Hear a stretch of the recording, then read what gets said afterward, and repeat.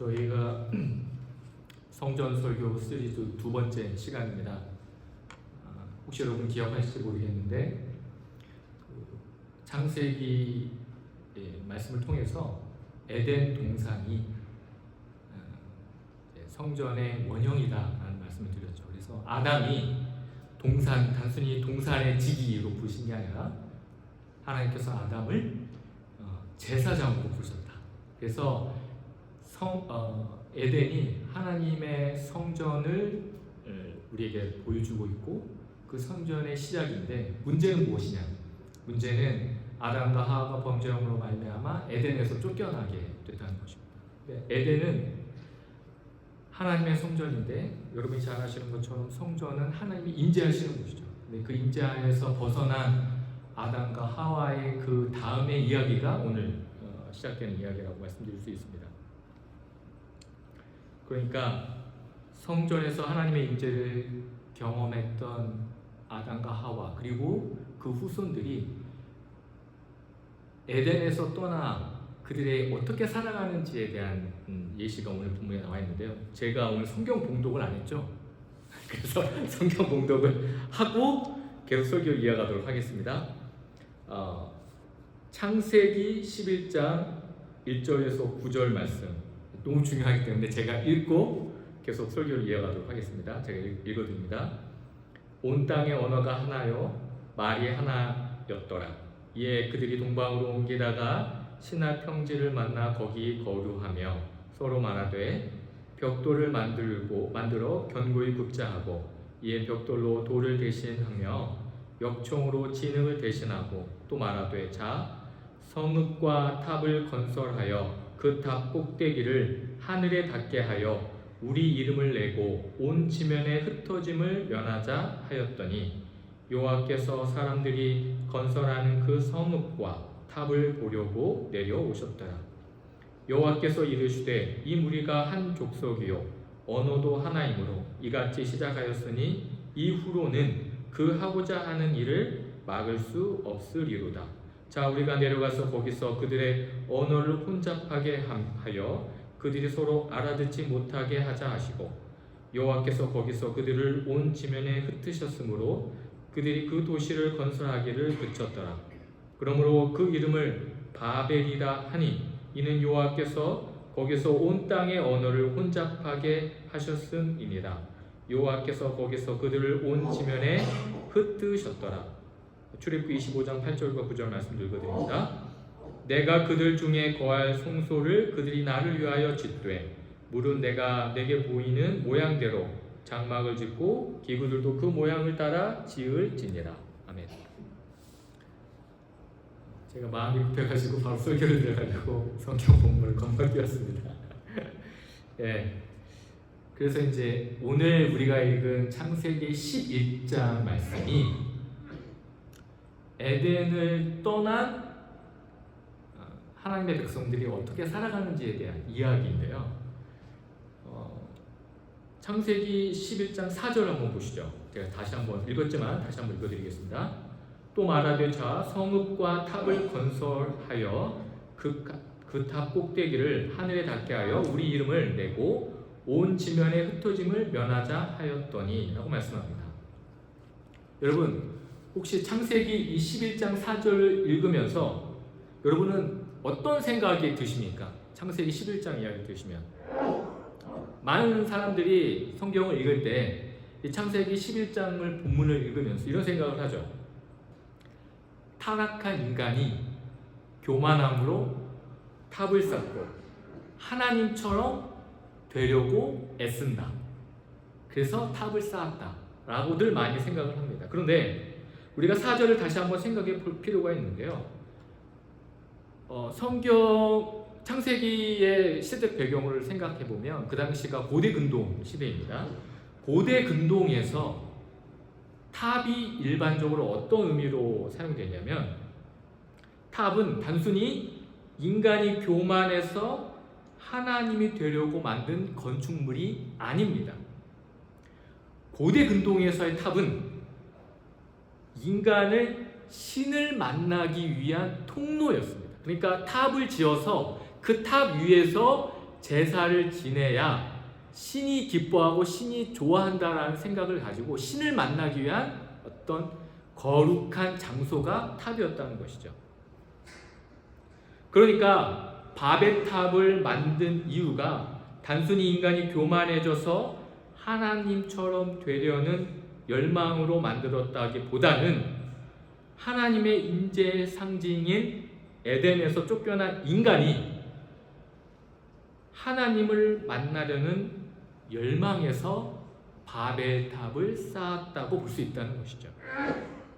그래서 탑을 쌓아 하늘에 닿게 하려고 했던 것입니다. 4절에서 보면 또 이렇게 말씀합니다. 우리 이름을 내고 라고 말씀을 해요. 우리 이름을 내고. 여러분, 왜 이름을 내려고 할까요? 유명해지려고 하는 것입니까? 짐승은 죽어서 가족을 남기고 사람은 죽어서 이름을 남긴다고 하는데 성공적인 인생을 살려는 욕망 때문일까요? 사실 이것도 아니죠.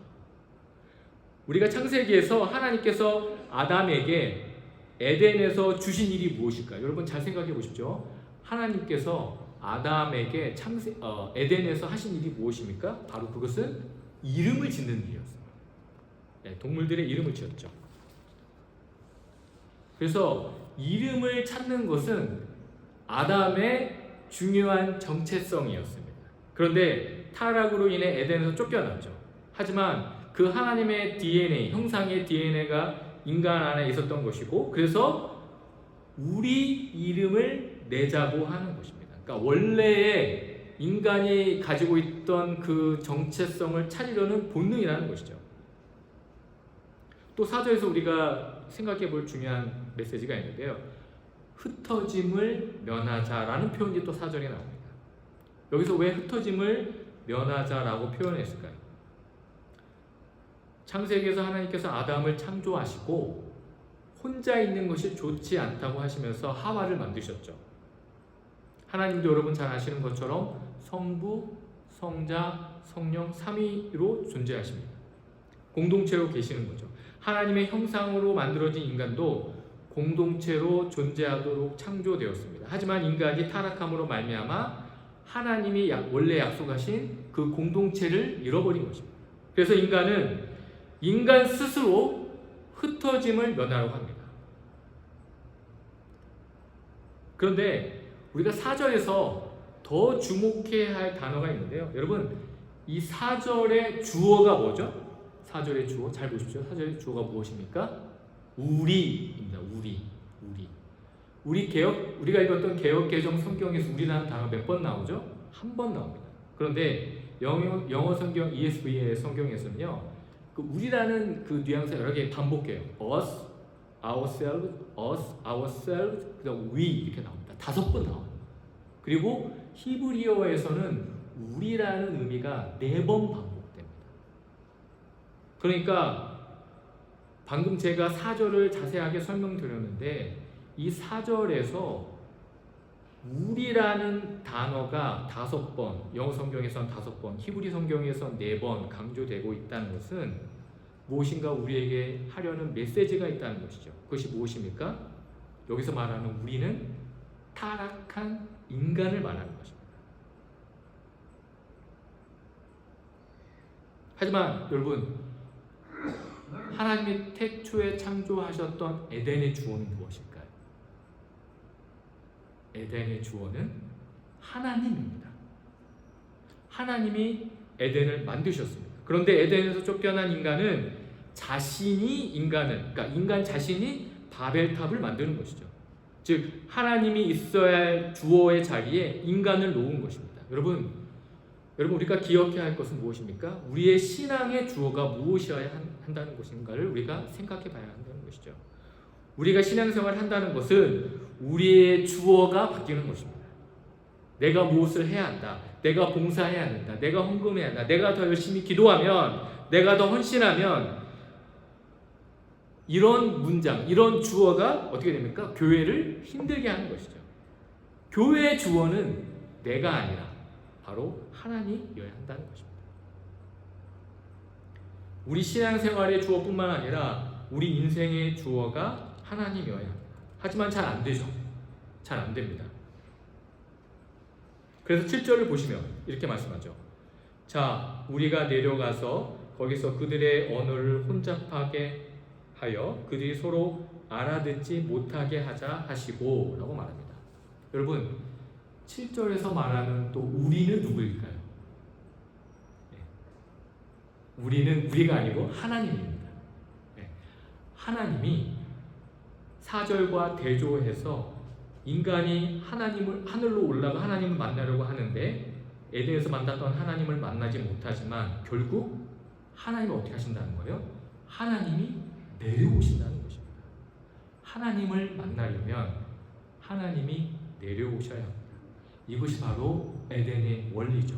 하나님이 오셨고 에덴 동산을 만드셨고 하나님이 그 에덴 동산에서 보내셨습니다. 저는 이 하나님이 내려오셨다라는 이 말씀을 묵상하면서 누가복음에 언급된 삭개오 이야기가 생각났습니다. 여러분, 삭개오 이야기 너무 잘 아시죠?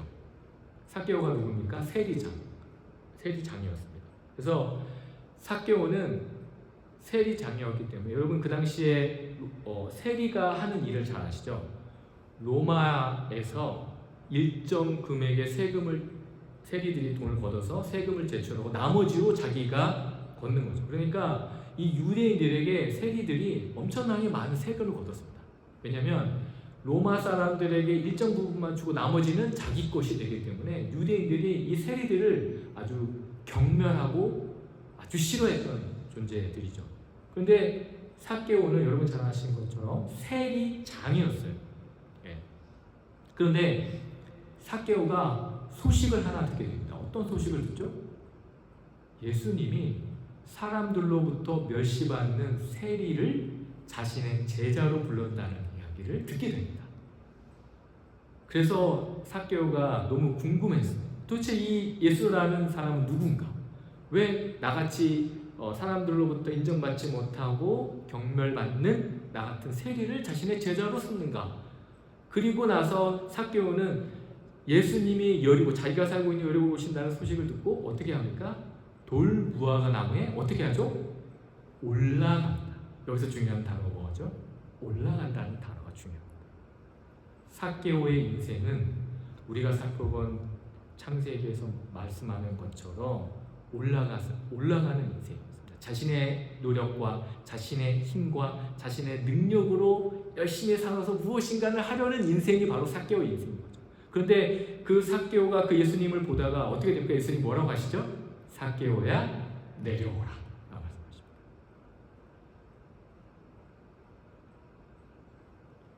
내려오는 인생.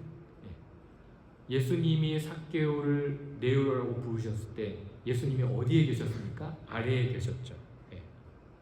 이 말씀이 무엇을 의미할까요? 바벨탑을 쌓아 하나님을 만나는 인간들의 모습과 비교되는 것이죠. 창세기 11장 7절 말씀처럼 하나님이 내려오셔야 만날 수 있는 것입니다. 그래서 삭개오가 내려오죠. 그리고 예수님을 만나고 나서 삭개오가 어떻게 됩니까? 변화됩니다. 근데 중요한 것은 누가복음에서 말씀하는 그 삭개오는 주도적으로 삭개오가 뭔가를 하지 않아요. 예수님이 지나가시다가 삭개오를 바라보십니다. 그리고 삭개오에게 내려오라고 하십니다. 삭개오 이름을 불러주십니다. 그리고 삭개오의 집에 가겠다고 말씀하십니다.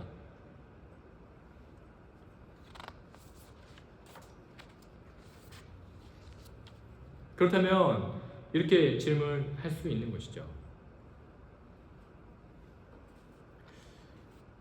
그러면 내가 열심히 노력해서 성공적인 삶을 살려고 하는 것은 하나님이 원하시는 삶이 아닌가?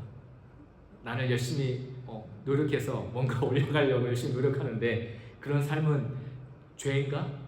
라는 생각을 해볼 수가 있죠. 그런데 놀라운 건요, 이 바벨탑 사건 이후에 창세기 12장 1절에서 이렇게 말씀합니다. 제가 읽어드릴게요. 창세기 12장 1절과 2절을 읽어드립니다. 여호와께서 아브라함에게 이르시되 너는 너의 고향과 친척과 아버지의 집을 떠나 내가 내게 보여줄 땅으로 가라. 내가 너로 큰 민족을 이루고 내게 복을 주어 내 이름을 창대하게 하리니 너는 복이 될지라. 여러분, 하나님께서 아브라함의 이름을 창대하게 하시겠다고 말씀하십니다. 그런데 주어가 다르죠. 하나님이 해 주시겠다고 말씀합니다. 우리의 인생을 노력해서 열심히 사는 것도 중요하지만 항상 주어가 중요합니다. 내 힘과 내 노력을 성공해서 내 이름을 높이는 것이 아니라 하나님의 이름을 높이는 인생, 그것이 바로 진짜 하나님이 원하시는 인생이라는 것이죠. 그렇다면 이 바벨탑 사건 이후에 하나님이 어떻게 내려오십니까?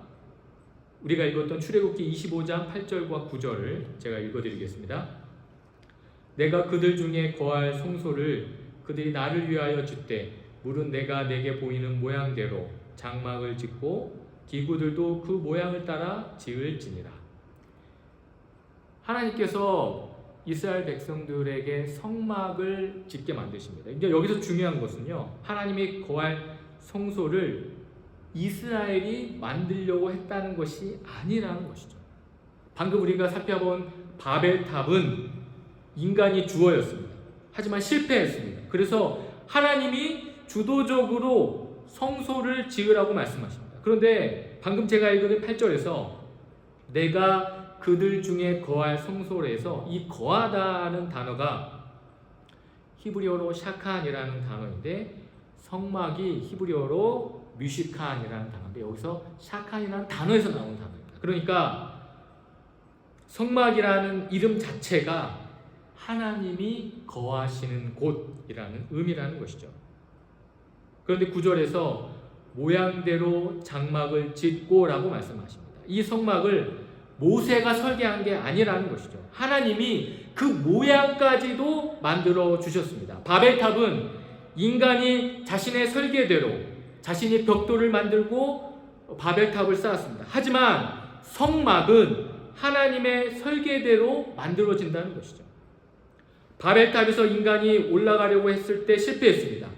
하지만 성막에서 하나님이 내려오셨습니다. 하나님은 하나님이 창조하신 인간을 만나길 원하십니다. 그런데 이렇게 만들어진 성막도 완전하지는 않습니다. 그래서 우리가 예전에도 한번 말씀드렸지만 요한복음 1장 14절에서 이렇게 말씀하죠. 제가 다시 읽어드릴게요. 말씀이 육신이 되어 우리 가운데 거하시매 우리가 그의 영광을 보니 아버지의 독생자의 영광이요 은혜와 진리가 충만하다. 말씀이 육신이 되어 우리 가운데 거하시매라고 말씀합니다. 여기서 말씀이 육신이 되었다는 것은 예수님이 이 땅에 오셨다는 것을 말씀합니다. 그리고 그 예수님이 우리 가운데 거하신다는 거죠. 여기서 거하시매라는 단어가 바로 장막을 쳤다, 성막을 의미하는 것입니다. 우리가 예수 그리스도 안에 있을 때 하나님을 만납니다. 우리의 인생이 외롭다고 느끼십니까? 예수님을 바라보시길 바랍니다. 삭개오를 찾아오신 예수님이 우리의 인생 가운데 찾아오십니다. 더 이상 하나님의 임재하시는 에덴에 들어갈 수 없으나 하나님의 우리를 만나시기 위해 예수 그리스도를 이 땅에 보내셨습니다. 여러분의 인생 가운데 무엇이 여러분을 가장 힘들게 합니까? 여러분의 이름을 부르시는 예수님의 앞으로 나아가시길 주님으로 축원드립니다. 그 예수님과 동행하시는 우리 모든 성도님 되시기를 주님으로 축원드립니다.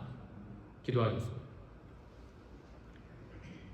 하나님 아버지, 우리의 인생이 내 노력과 내 힘으로 탑을 쌓으려 했습니다. 하나님의 내 인생의 주어가 되어 주시옵소서.